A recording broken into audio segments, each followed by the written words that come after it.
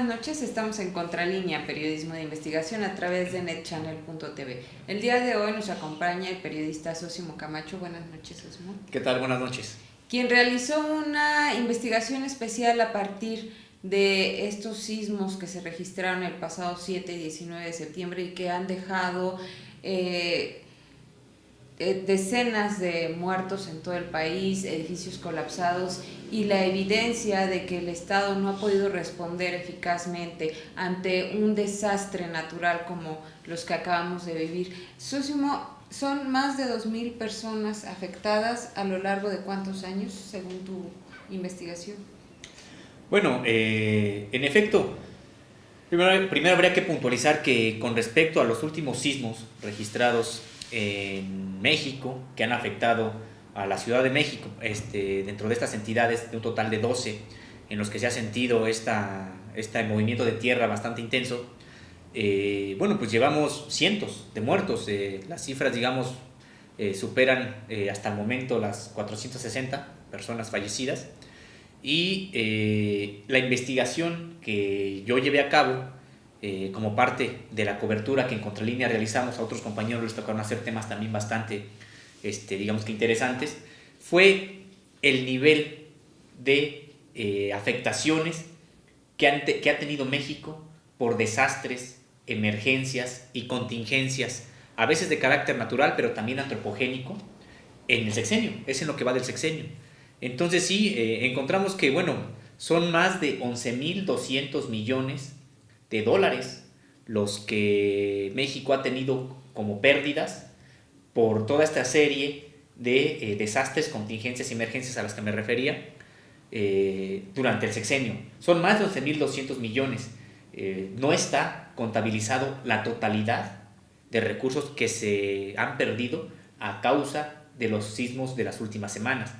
Y en efecto son más de 2.200 muertos, más de 2.200 personas que han perdido la vida, y también son cifras preliminares porque no están contempladas las que perdieron la vida en los últimos sismos. ¿De qué tipo de contingencias o desastres naturales estamos hablando? Sí, estamos hablando de, en efecto, de sismos, estos que hemos tenido en las últimas semanas. No han sido los únicos. Hay una alta sismicidad prácticamente en la mitad del país, digamos del sur, toda la parte sur del país, incluso desde el Bajío, y muchas veces no llega a los niveles de emergencia a los que hemos vivido, sobre todo en la Ciudad de México, en Morelos y en Puebla las últimas semanas, pero sí hay zonas en las que prácticamente se están realizando sismos cada semana, cada mes. Diario, tenemos entendido que Oaxaca, por ejemplo, es una de las zonas en donde más afectaciones hay, ¿no? Entonces, bueno, es el asunto de sismos, pero también están los de carácter hídrico, es decir, lluvias intensas, huracanes, ciclones. Tenemos también aquellos de origen antropogénico que tienen que ver con explosiones, por ejemplo, plantas de petróleos mexicanos, que también generan pues una emergencia y generan muertos y damnificados. Y bueno, también hablamos de deslaves e inundaciones que han dejado decenas de personas afectadas. Y para hablar del tema también me gustaría que presentáramos una de las entrevistas que realizaste a los investigadores especialistas en la materia y que, bueno, te comentan que el Estado no ha respondido como debería ser, ¿no? En efecto, es muy interesante ya la evaluación que hacen los expertos, porque también tendremos que decirlo, prácticamente después del sismo hay muchas personas que están opinando, por supuesto que con todo derecho, pero muy pocas aquellas son las que tienen especialidad por ejemplo, en prevención de desastres y de atención ante emergencias. Uno de ellos es un investigador, digamos, altamente capacitado en esto, con mucho prestigio en el área, de la Escuela Nacional de Trabajo Social, de la UNAM. Vamos a escuchar. Luego antier el secretario de Gobernación, que decía que pues era difícil pues poder dar una respuesta más organizada o más coherente. No recuerdo los términos, pero más o menos algo así decía. Él, recordemos que es el secretario no solo de Gobernación, sino el segundo en jerarquía del Sistema Nacional de Protección Civil. Entonces emitió una declaración así, no lo exime a él como representante del Sistema Nacional de la responsabilidad, lo que implica plantear de que cada desastre entonces nos va a rebasar, porque no tendríamos posibilidades de articular respuestas coherentes, tomando en cuenta que el sismo del 19 de septiembre, con independencia de la escala en Richter y este tipo de valoraciones también técnico-geofísicas, y que se ocurrió cerca de la Ciudad de México, recordemos que también 2 horas antes había sido el simulacro. Este simulacro masivo que se instauró desde que es el Día Nacional de Protección Civil, cada 19 de septiembre, por vía de un decreto administrativo de Vicente Fox, tiene como una de sus actividades principales el Día Nacional precisamente las evacuaciones. Bueno, la respuesta de las autoridades, tomando en cuenta esto y otros elementos más que se han planteado en los manuales de organización del Sistema Nacional de Protección Civil, las reformas que llevamos 2 leyes, el reglamento más reciente que se expidió de la misma, que manuales, en fin, hay un largo conjunto de documentos que sería muy, muy complicado referir ahora, plantea de que no se puede tomar en esos términos el problema. Y que quiero decir con esto que además si el Sistema Nacional se le ha dado énfasis a la respuesta del auxilio, porque está enfocado a ese nivel, no a prevención, entonces, por decirlo menos, no es muy responsable que digamos afirmar que prácticamente nos tomó con los dedos en la puerta.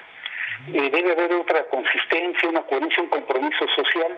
Esto de militarizar las calles, llenarlas de policías, de soldados, con independencia del servicio que presten de seguridad y en su caso de apoyo, pero se ha caracterizado por ser parte de una respuesta de contención social. Parece que están jugando, valga la expresión, a contener, a desmovilizar a la población como preocupación principal, por un lado.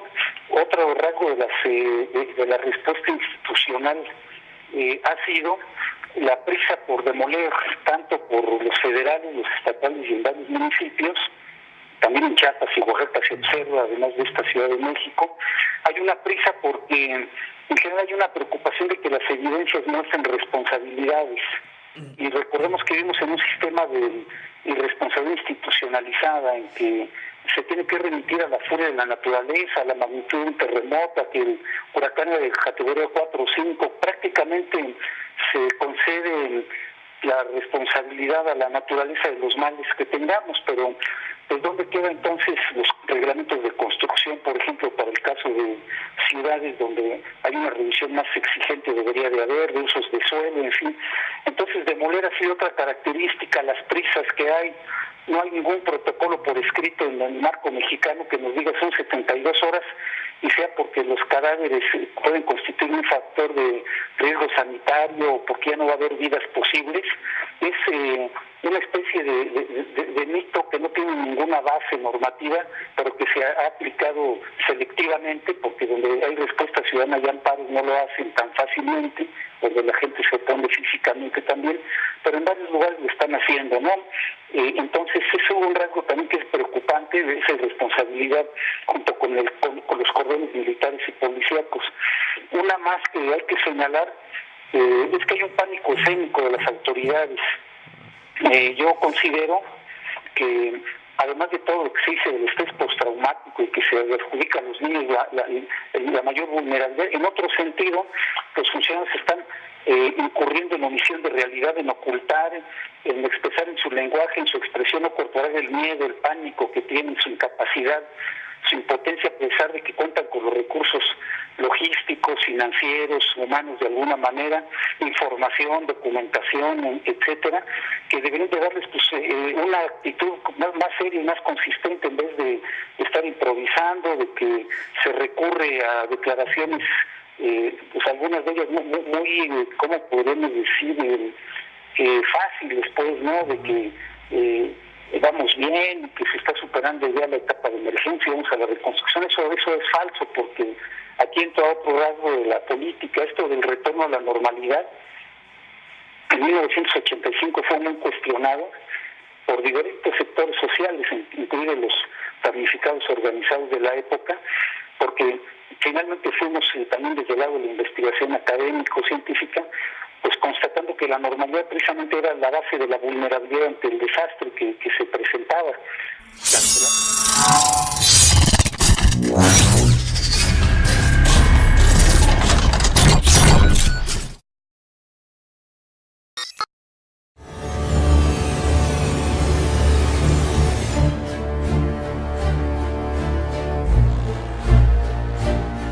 Gracias por seguir con nosotros en Contralínea, periodismo e investigación a través de netchannel.tv.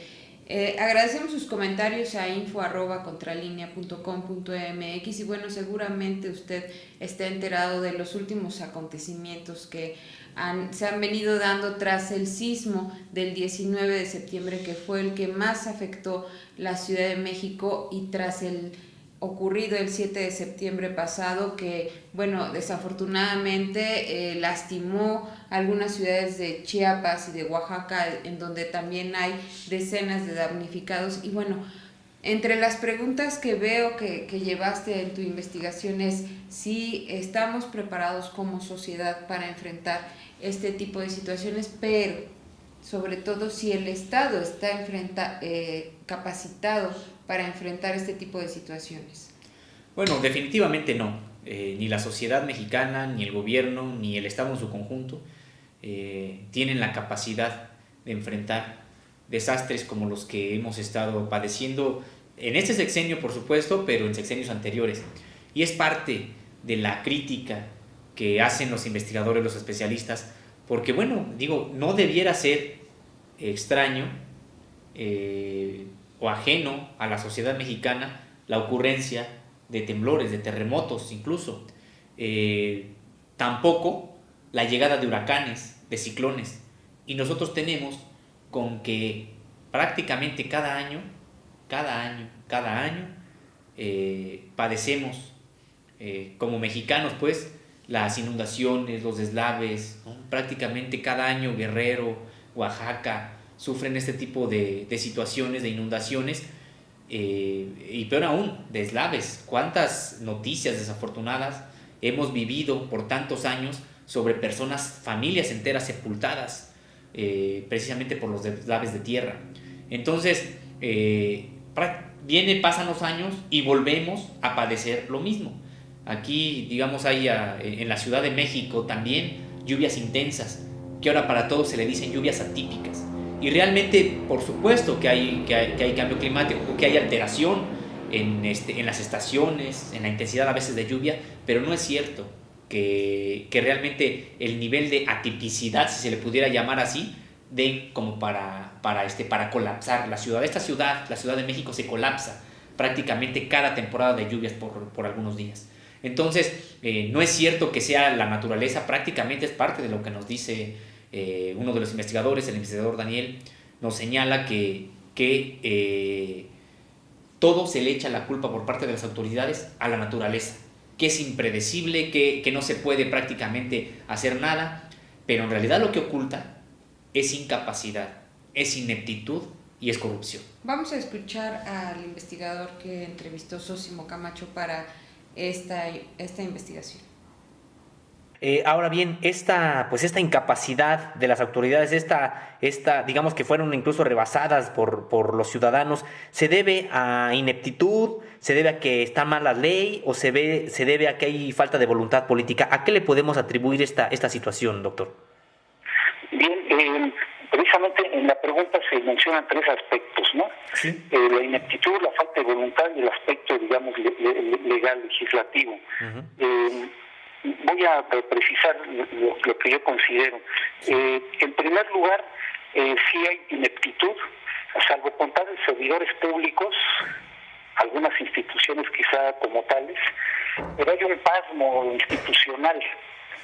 Parece que todo tiene que ser en condiciones de supuesta normalidad para demostrar la actitud de gobierno, ¿verdad? Uh-huh. Tengamos en cuenta que de 85 para acá, por ejemplo, hay una involución de las instituciones en México. ¿Qué quiero decir con esto? ¿Por qué se tiene que recurrir más a las Fuerzas Armadas, que siendo importantes, no se ve el problema de fondo, porque hay incapacidad, por ejemplo, de abasto en zonas afectadas cuando hace años existió con la SUP hace varias décadas. Ahora se tiene que improvisar, pues, si las cocinas del ejército, en fin. Pero ahorita no estoy hablando propiamente de la sociedad, eso es aparte, la sociedad civil. Entonces, las aptitudes se han reducido también porque el corpus institucional mexicano se ha ido haciendo cada vez, por un lado, más al servicio de intereses privados, por otro lado hay una militarización en diversas funciones públicas. Entonces ya lo que es el quehacer institucional en sentido amplio se ve trastocado porque hay una ineptitud, la formación de funcionarios, no hay servicio civil de carrera efectivo, pues tampoco, ¿no? Por otro lado, sigue predominando, y esto es lamentable, el cuatismo, el compadrazgo, para que lleguen, pues, quienes no saben, pero van a donde hay dinero, ¿verdad?, para decirlo suavemente. Entonces, entre otras cuestiones, la ineptitud tiene que ver con esos aspectos. Y bueno, también para esta investigación entrevistaste a la directora del Sistema Sismológico Nacional, que nos habla justamente sobre esta capacidad que tenemos los mexicanos o esta preparación que nos hace falta para enfrentar este tipo de contingencias. En efecto, y ella también señala que, bueno, no nada más el gobierno, sino incluso la propia sociedad no está capacitada para esto. Y en efecto, nosotros podríamos ver que en la Ciudad de México, después del terremoto del 85, de 1985, bueno, pues sí empezaron a desarrollarse algunos protocolos, hay simulacros cada aniversario de este sismo, pero generalmente no se avanza más allá de eso. No hay cultura en este sentido, como decíamos, no obstante, que México está sobre 5 placas tectónicas y que luego hace esto altamente sísmico. Históricamente, tampoco es de ahorita. Entonces, la sociedad no está preparada, la sociedad podrá estar asustada, a veces con pánico, y no ahorita, sino incluso antes de este último terremoto de 2017, incluso antes, cuando la gente o algunas personas escuchaban la alarma sísmica, entraban en pánico, se asustaban. Por supuesto que con debida razón, pero de ahí no se pasa, de ahí no se avanza. Y el que uno esté asustado, el que uno esté preocupado incluso por el advenimiento de un nuevo terremoto, eso no quiere decir que tengamos cultura de la prevención. Y tendremos que preguntarnos dónde tenemos nosotros, cada uno en los lugares donde vivimos, dónde están los tanques de gas, dónde están los tinacos de agua. Es decir, las casas se construyen sin pensar en que estamos en una zona sísmica. Entonces, es algo que en efecto tiene que cambiar y que la jefa del Sismológico Nacional también apunta, ¿no? Anota, señala. Vamos a escuchar a Xoli Pérez, jefa del Sismológico Nacional. Bueno, me parece que nos hace falta un poco de cultura en el sentido de que México es un país bastante sísmico y deberíamos estar todos los días, en todo momento, preparados para recibir el embate de uno de ellos. ¿Eso qué quiere decir? Quiere decir saber cómo actuar en el momento. Significa una etapa de preparación, de tener, conocer nuestras rutas de evacuación, conocer nuestros sitios de repliegue, conocer los sitios seguros, tanto en viviendas, trabajos como centros que acostumbramos visitar, tener nuestros documentos importantes a la mano, nuestra mochila de emergencia, etcétera, pero que en el momento en el que suceda podamos reaccionar lo más asertivamente posible, que no nos domine ese pánico que nos puede generar el sentir un movimiento tan fuerte, sino que a base de la preparación y la práctica podamos estar en capacidad de una reacción rápida y efectiva. ¿Y a qué se debe?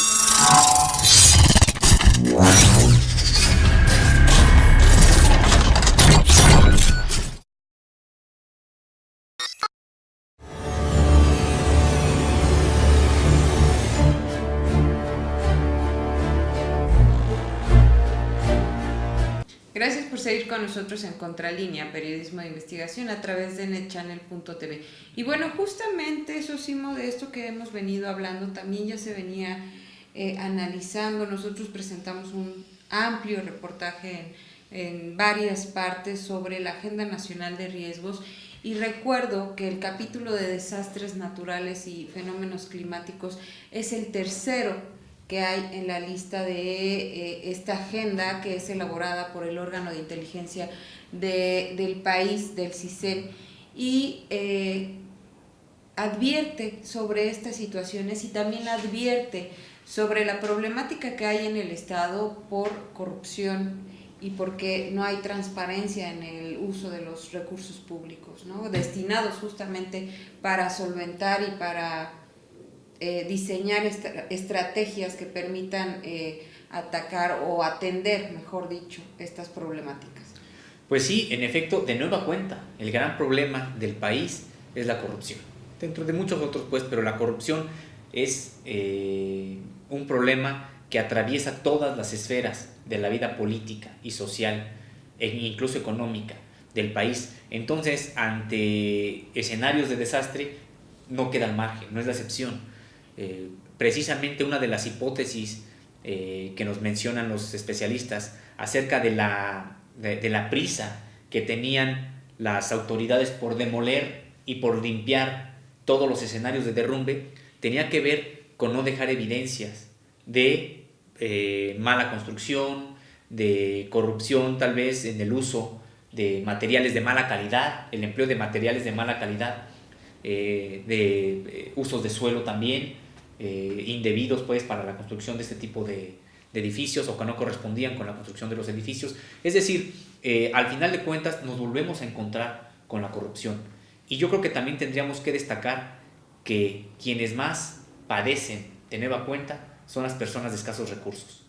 Son personas que muchas veces con mucho esfuerzo tienen un lugar donde vivir, y después, por negligencia, por corrupción, por mala información de las autoridades, pierden no nada más la vida, sino que aquellos que quedan con vida pierden también su patrimonio. Y bueno, justamente me gustaría presentarles uno de los testimonios que recabamos ahora que anduvimos reporteando en las calles de la ciudad y que nos permitieron ver un poco cómo está la situación de algunas personas. Vamos a ver este video y regresamos.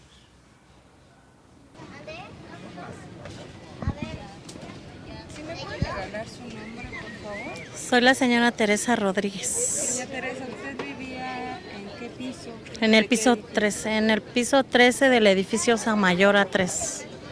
A nosotros nos sacaron desde una semana, desde el 7 de septiembre, nos dijeron que esto pues estaba inhabitable ya, o sea, ya no podíamos entrar.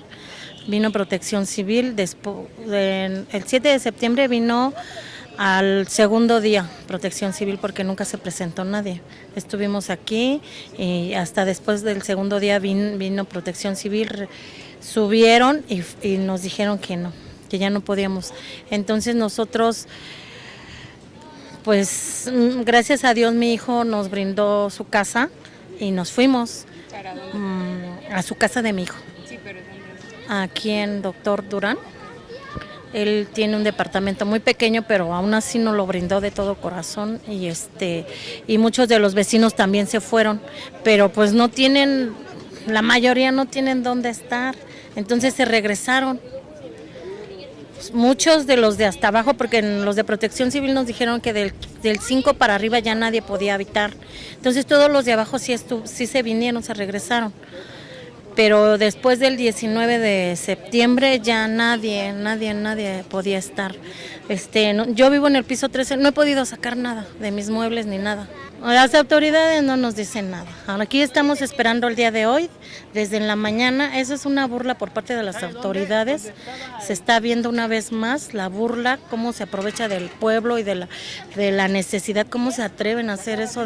Nos citaron aquí desde en la mañana para que van a hacer un escaneo al edificio para ver el daño y no llegan, o ya más bien ya no llegaron. Y eso es una burla tremenda.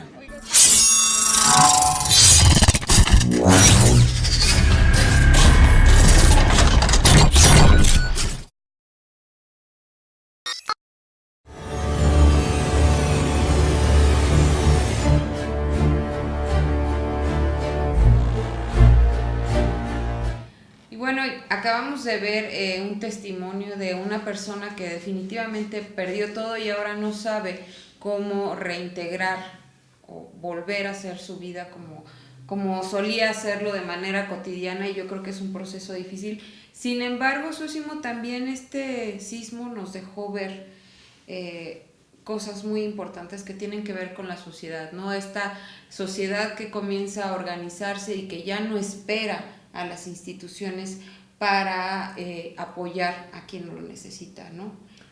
No, en efecto, realmente podríamos decir que dentro de la desgracia, dentro de la tragedia, esta solidaridad que se volcó de la sociedad participativa y que sin pedir nada a cambio muchos arriesgaron sus propias vidas por tratar de rescatar a la gente con vida, bueno, pues nos habla también de que no todo está perdido, de que la sociedad que rebasó al Estado, que rebasó a las instituciones del Estado, no necesitó la tutela ni la organización ni el permiso, sobre todo, para atender, para ayudar. Y eso también nos dice, deja lecciones en el sentido de que es posible crear otra sociedad, ¿no? Crear otro país donde la solidaridad sea y el apoyo mutuo sea la base precisamente de convivencia. Y bueno, me gustaría cerrar con este audio, no sin antes despedirme y darte las gracias por haber hecho nuevamente este programa con nosotros. Al contrario, muchas gracias. Los invito a escuchar lo que nos dice justamente el investigador Valeriano Ramírez, sociólogo y académico de la Facultad de Ciencias Políticas y Sociales de la UNAM, quien nos habla de qué es lo que puede venir en sociedad. Hasta luego. La sociedad está dolida, resentida, violentada, desconfiada, encabronada, todo lo malo con las instituciones y con el gobierno. Pero en el tejido, cuando se presentó, en lo último que pensó la gente fue en el gobierno. Si no pensamos en que todos nos ayudamos por encima de nuestras diferencias ideológicas, religiosas, sociales, económicas y sexuales, y apoyarnos por encima pero manteniendo la distancia con el gobierno y con las instituciones. Esta distancia se está abriendo cada vez, siendo más lejana. ¿Por qué? Porque desconfiamos de las autoridades, porque además las autoridades nos han dado muestras de incapacidad de resolver los asuntos y al mismo tiempo de aprovechar cualquier oportunidad para autopromoverse y digamos, acaballarse el apoyo y la solidaridad. Claro. Esa distancia va a seguir existiendo. Lo que se acaba de demostrar es que la sociedad puede tener una alternativa a partir de la organización alternativa. Y bueno, lo vemos desde